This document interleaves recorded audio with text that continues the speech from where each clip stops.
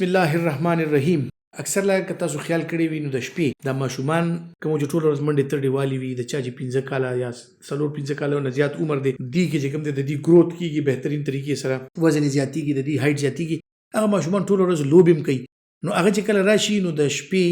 خپل مور ته په غېږ کې راواچي چې بیبي یا امي په دې باندې زور کوي زما د خپې خوږیږي او اکثر ماشومان د 15 کالو د جاړي ډیر زیات د شپې چیرې زما خپې خوږیږي او مور خپل د په دې خبره نه پوهیږي چې را د ماشوم د خپې ولې خوږیږي او اکثر لا چې کوم دی نو موږ نه ډیر زیات میندې پلاران دا تاسو کوي ډاکټر صاحب زما ماشوم د شپې د خپو د دردونو نه ډیر زیات تنګ وي نو دا څه وجه کیدی شي دا وجه چې کوم دی نو یو خدا کیږي نمبر 1 چې ماشوم د دې 3-4 سال نه بعد د گروث شروع شي او د 7 سال دغه ټایم کې او د 13 سال کې دی کې او د سپرټس راځي چې د گروث ډیر تیزی سره کیږي لکه تاسو کتلی وي د ماشوم چې کوم دی ماشوم وي چې د وکړو شي एकदम د کلیک چینج شي تاسو ته لګ لوی ماشوم ښکاری بیا د ماشوم وي د 13 کالو شي एकदम د کال کې داسې زری او چینج راشي د تاسو ته بیا ځوان لږ ښکاری نو دې ته گروث سپرټ وایي یعنی یو ټایم کې چې دا گروث یا د رفتار چې کوم دا एकदम زیات شي د 2 کالو عمر کې د 13 کالو عمر کې دا ډیر زیاتیږي نو اکثر د 2 کالو شپږ کالو ماشومان چې کمی دي کې گروث روان وي د دې اډوکو ته کیلشیم او وټامین ډي ډیر زیات پکار وي او هغه کیلشیم او وټامین ډي دې ته هغه مقدار کې ملاويږي نه ځکه چې نن سبا ما نه دي کتلی چې چرته څوک دونه خما شومان وي چې هغه روزانه یو ګلاس پیس کی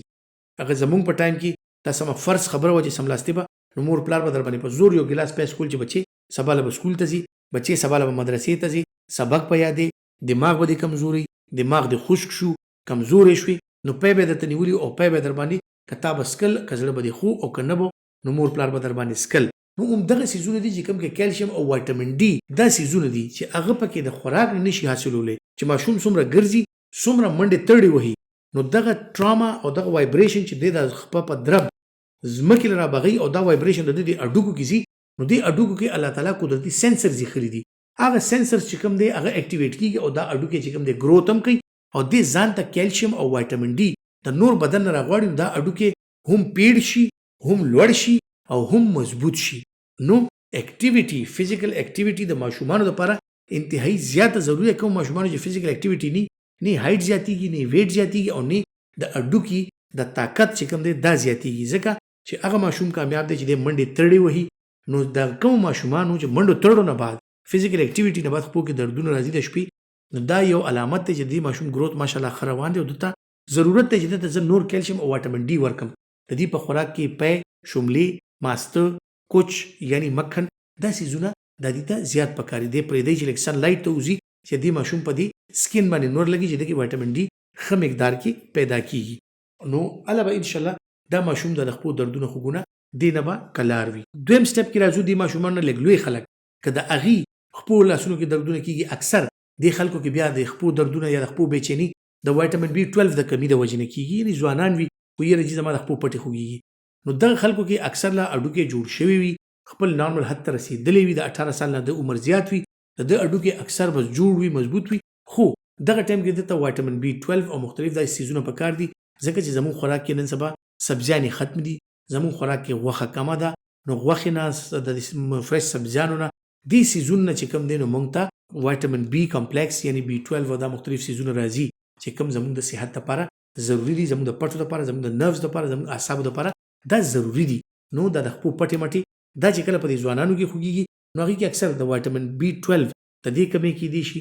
د خپل اکټیویټي خکې دي خپل خوراک باندې سوچو کې چې زما خوراک کې سبزیان نشته کنيشته فروټ شته کنيشته غوښه چکن فش دا پکې شته کنيشته د کې کوم سیګمنټ کې کمی وي د خپل خوراک کې پوره کې یو بیلانس ډایټ ته راشي د خپل د دردونه به دا به ختم شي بیا راځو جناب دریم سټپ ته چې په هغه کې هغه زنانه دي چې کمی یا د پریګننسي دا یا ماشومان ته پې ور کوي اخو نیغ په نیغه دغه زنانه د آیرن د شدید کمی شکار وي دینه علاوه د کیلشیم او د وټامین ډي د کې شدید کمی وي نو دغه خلکو د لپاره بیا ضروری سيزونه څنګه چې موږ د شنې پتی دا سلاد شلو ساګونه شلو د کې آیرن خډیر دی په فروټو کې اپل شو سیو مڼه د کې آیرن خډیر دی داسې مختلف سيزونه دي چې کوم کې آیرن زیاتی د غټ ساروي کلیجی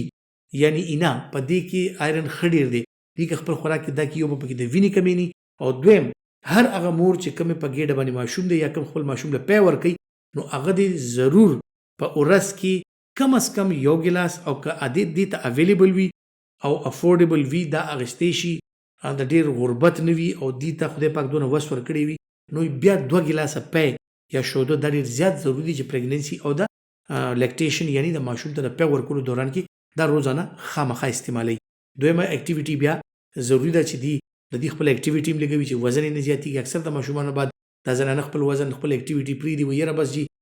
نور دغه دی او ورځ تر ورځ چې کوم دی د دې وزن زیاتېږي په هغه هډوکي باندې دا زیات وزن نور پریشر راولي، هغه هډوکي نور زیات خوږي، نو خپې او ملا نه دې ډېر زیات تنګ وي. نو دې خپل خوراک او خپل اکټیویټي باندې خیال ساتي. او جناب اخیری بس اوس راځو هغه خلکو ته چې کم مشران دي زمونږ او هغې یا خو هغې ته د آسټیو ارترایټس مسلې دي، د هغې جوړونو کې چیړ ختم دی یا د جوړونه خپلو کې رجېدلي دي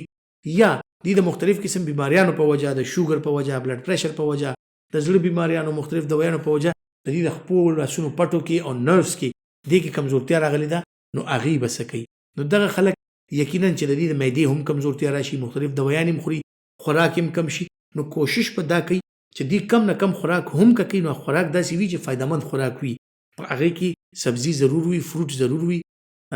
پی شملې ماسته دغه څیزونه ضرور وي، لږ لږ مقدار کې دې وي. دې نه علاوه چکن فش دا پکې ضرور وي او ورسره دې ته بیا ضرورت راځي جناب د سپلیمنټس،